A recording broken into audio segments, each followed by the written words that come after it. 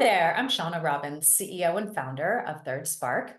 And today I am doing an interview on thriving through menopause, wellness tips for women over 45. And I have with me Sarah Lussier. Hope I said that right, Sarah, is a menopause health mediator and strategist serving as a conduit for intelligence across menopause health. I can't wait to talk to her more. Hi, Sarah, welcome. Thank you so much. Hi, Shawna. Okay, so tell me how you got started in the health and wellness field. Yes, so I've been a health economist for about 20 years, the majority of my career, and recently during COVID, shifted more towards personal training and health and fitness, and just naturally kind of discovered my niche through having conversations with women at the gym about their menopause experiences and how kind of the lack of options or the lack of feeling invalidated or not feeling heard or not feeling like they were really being connected to the right options for their symptoms. And so I saw a need, and I decided to do something about it. So as a health researcher geek myself, I decided to do a little bit of research to connect what are options here in the city locally where I live, so that I could give specific recommendations to clients in the gym, like who are the menopause specialists in the city, who are the wellness professionals who serve the midlife and the menopause women's community. And then I also created a community where I bring education from local experts on a variety of topics, medical, non-medical, lifestyle, wellness, all of that, and just create a space for community to happen. So I have an online group, but I also have live events for people to come together in person and be able to experience hypnotherapy or, a meditation or a breathing or, that kind of thing, or even just to sit and listen and ask questions to the experts in the room. So, so that's what I do. Yeah. Amazing.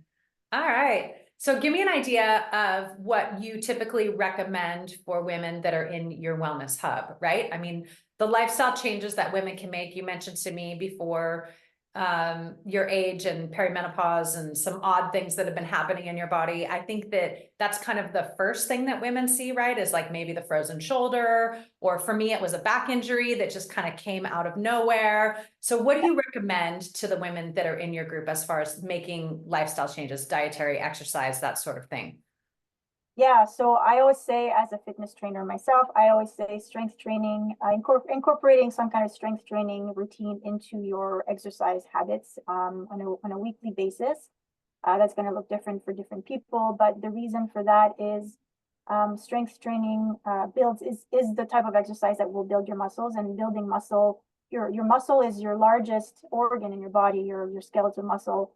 And it's also kind of acts like an endocrine organ, meaning that it releases a certain type of hormone-like molecules that have an anti-inflammatory impact in your body. And so through menopause transition and in post-menopause, we lose the anti-inflammatory impacts of our estrogen and progesterone. And so to be able to counteract and mitigate the negative impacts of, increased systemic inflammation, strength training has that positive impact in the body. So it kind of gives us back what we are now losing.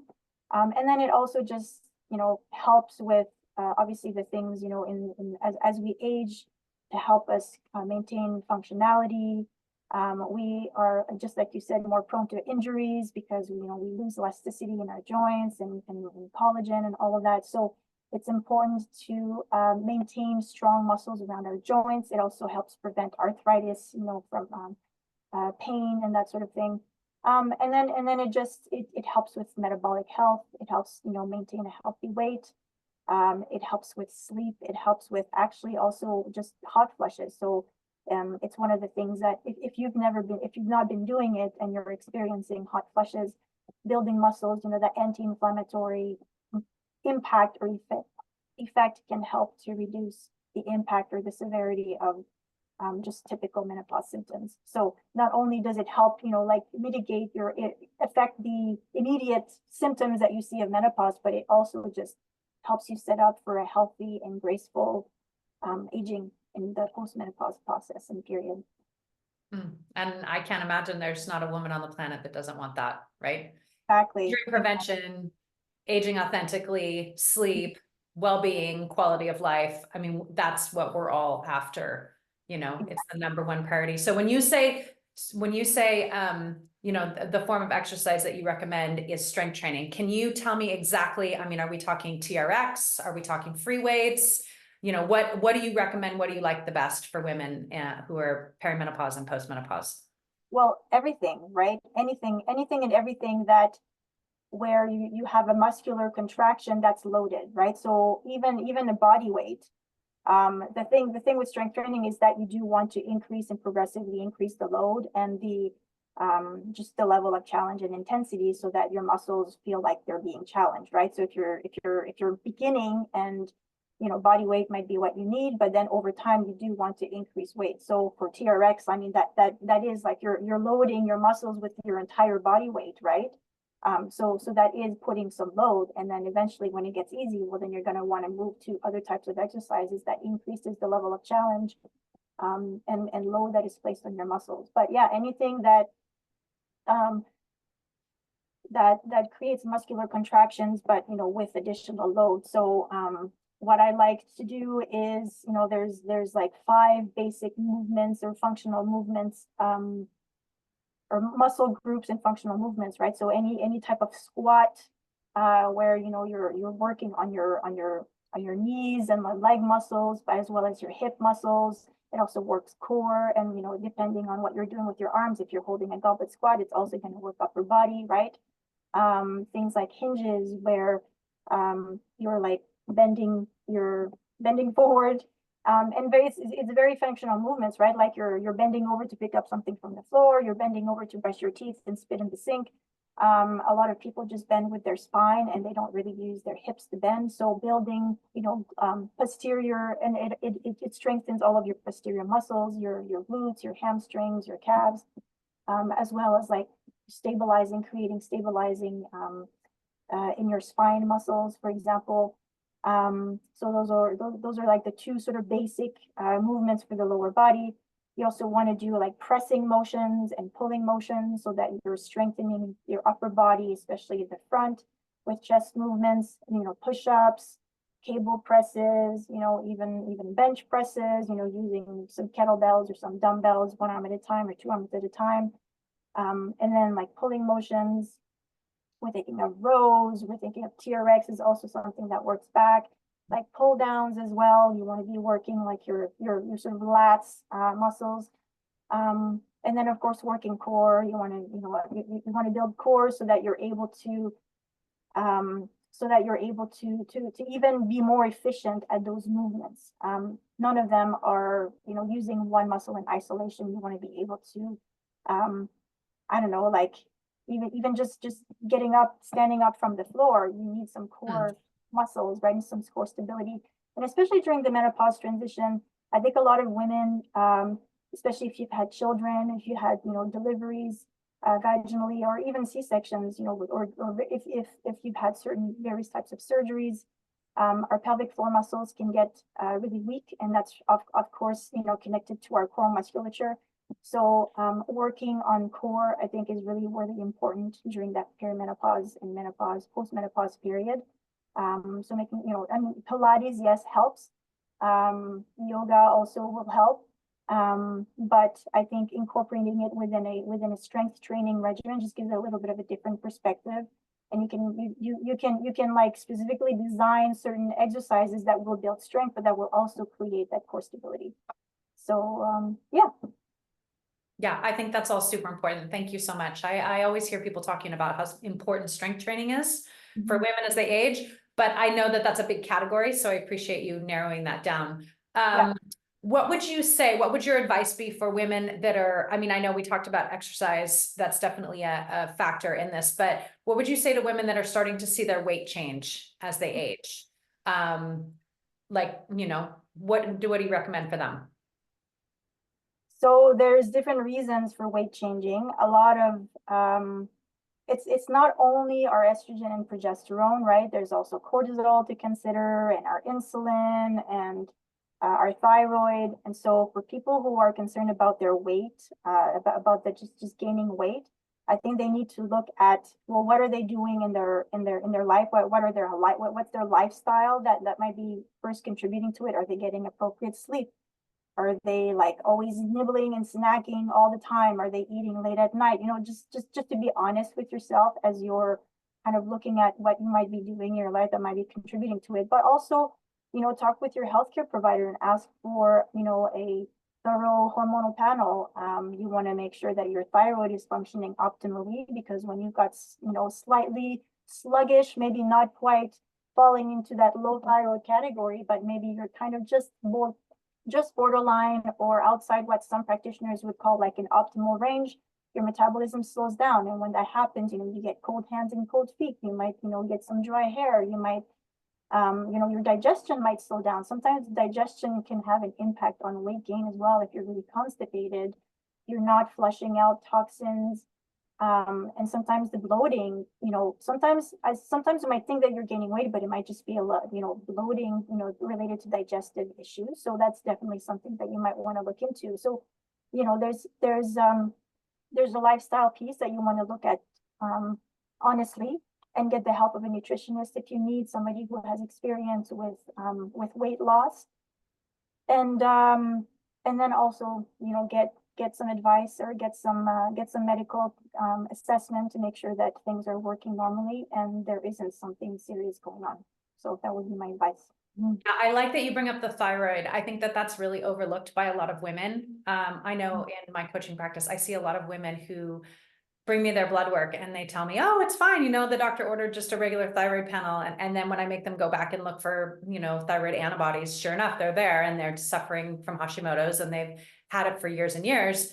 And finally, to get that piece of information is really important, but a lot of women just don't know what to ask for. They don't know what to advocate for. And so when the doctors just run these basic panels that just don't give us the information, I think it's great that you're advocating for women to really have their thyroid checked on a kind of a deeper level, because there tends to be, especially in this menopause transition, I noticed that once the adrenal glands take over making all the sex hormones in the body, they can only do so much. And if they're already fried before menopause just sort of like, you know, the wheels come off the bus. So helping that supportive, nurturing, you know, thyroid help is really, really important.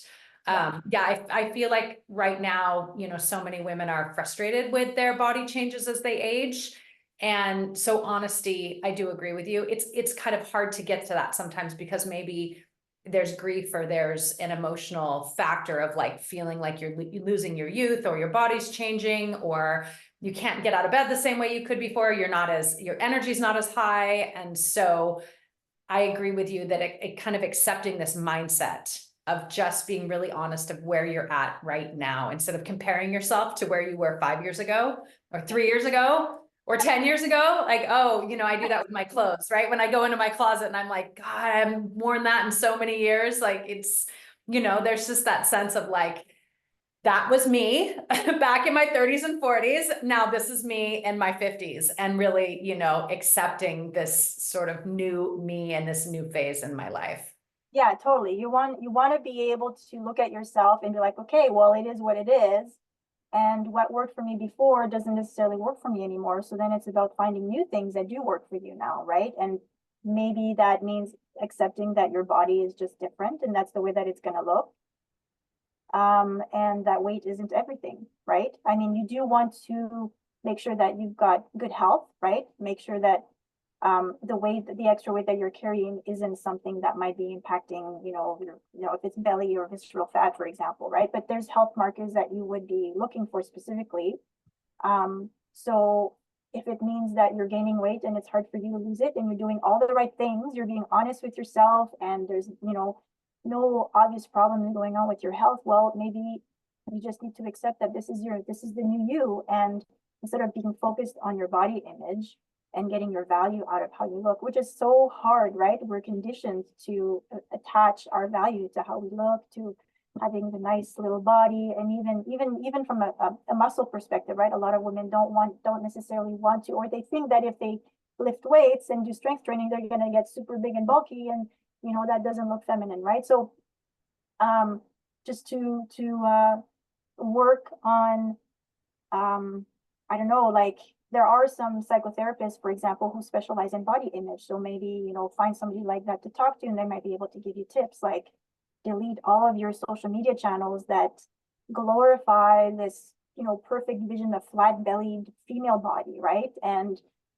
fill your environment with images of of women with larger bodies and different shaped bodies, so that you can learn to appreciate different sizes and like when we look at other people who look not necessarily ideal, we don't necessarily judge them the same way. We might be more willing to accept that, oh, this is an amazing person. I really admire this woman, and she's, what people in the fat community would call, they use the word fat, like this is a fat woman and she's amazing and she's doing, beautiful things and I really love her. It's easy for us to extend that sort of admiration to other people, but it's really hard to extend it to ourselves, right? So it's really just becoming aware of those biases.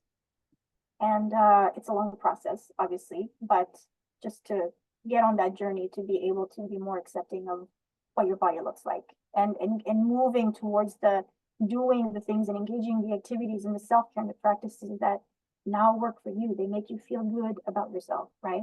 Right. Which might be different than what you were doing in the past. Right. And I was one of those people that didn't want to lift weights because I didn't want to bulk. It's exactly what you said.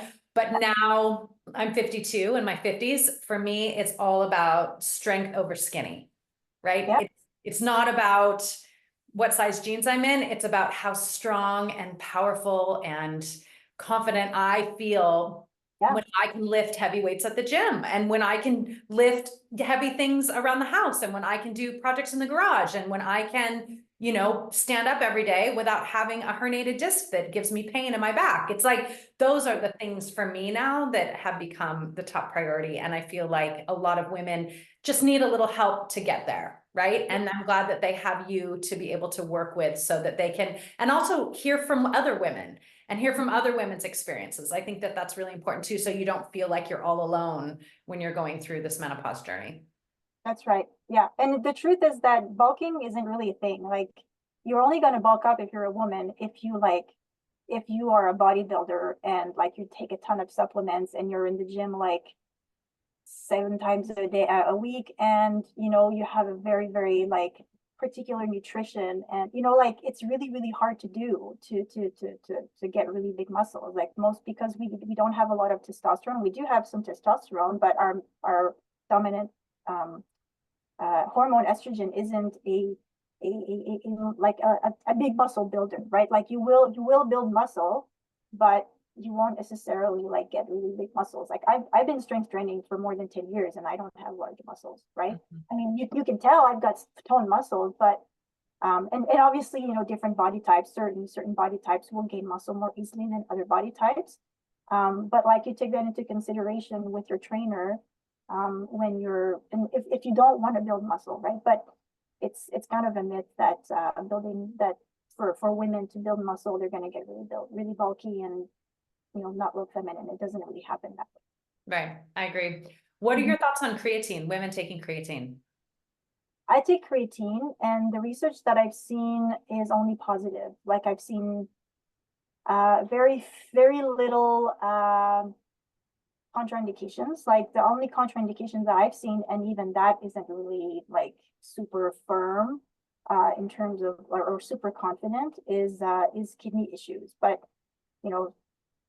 what I've seen is, especially in older populations, in particular women populations, creatine really is helpful to supplement when in addition to a strength training routine, because I mean, creatine is something that we already have in our muscles, right? Like it's a molecule that's used for energy output. So when you have more creatine available to your muscles, well, then it just gives you more power. And when you're in the gym, you're able to work harder.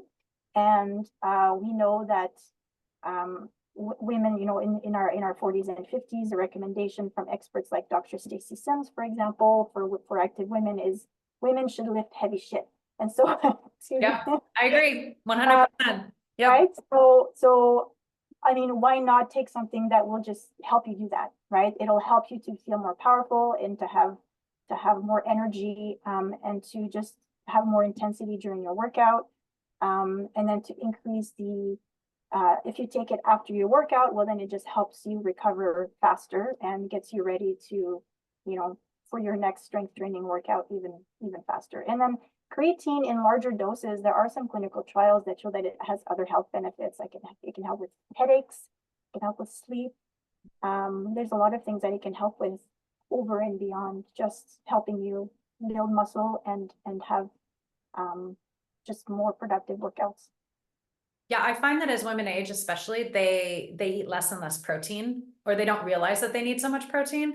And especially animal protein, a lot of women I know tend to be more heavy in the plants as they age, eating more of a green type diet, and which is great, but then you're losing the ability to get creatine from the animal protein. And so I think supplementing it, I was curious what your thoughts were supplementing it, because I've read a lot about, like you were saying, not only just muscular support but brain health and sleep help and those things that you're just not getting it in your diet, unless, I forget the statistics, it's like 3 pounds of red meat a day or 2.5 pounds of red meat a day to get the creatine that a woman who weighs like 130 pounds would need to have. So, to supplement it is a good thing. So you like it after the workout, or do you like it before a strength training workout?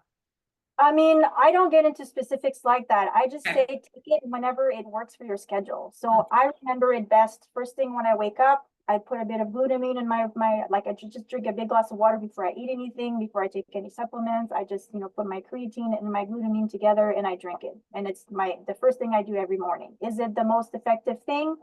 Probably not. I think it's more effective if I take it just before a workout or just after a workout. However, that's the way that works for my schedule and the way that I know that I will be consistent and I will remember it every day, right? Right. And I think consistency is more important than, all the nitty-gritty of like getting into, oh, should I eat tomatoes because they have these plant, something compounds that will attack blah blah blah, right? Like, yeah, just lectins. Yeah. like if you're not, and same with creatine supplementation, if you're not eating enough protein, like that's where you start. Make sure that you're getting enough protein, Right. and enough protein is more protein than most people are eating, right? Especially like you were saying, most women aren't eating enough protein. You need like 4 to 5 ounces of meat, or 30 grams of protein at least every single meal. And if you have a larger, if you weigh heavier, if you're a woman like that weighs 150 or more, then you probably need more than that, right? So if you're not achieving that, well, then that's where you start. And then when you are able to, say that you've done the basics, well, then you can think about, supplementing with creatine and other muscle building things. But if you're not doing the basics, right, like you need protein for the muscle building component as well. And protein doesn't just build muscle, but it also helps with immune function. It helps with, sleep, right? It helps to create serotonin in your brain. Like protein is probably the macronutrient that is the least well understood nutrition and the medical field. It's really, really, really important to have enough protein in your diet. And then when you've done that, then you can think about supplementing with other things. Great. I love that. That's great advice. All right. Thank you so much for joining me today for this interview. So how can women find you? How can they find your Menopause Hub? Give me your information.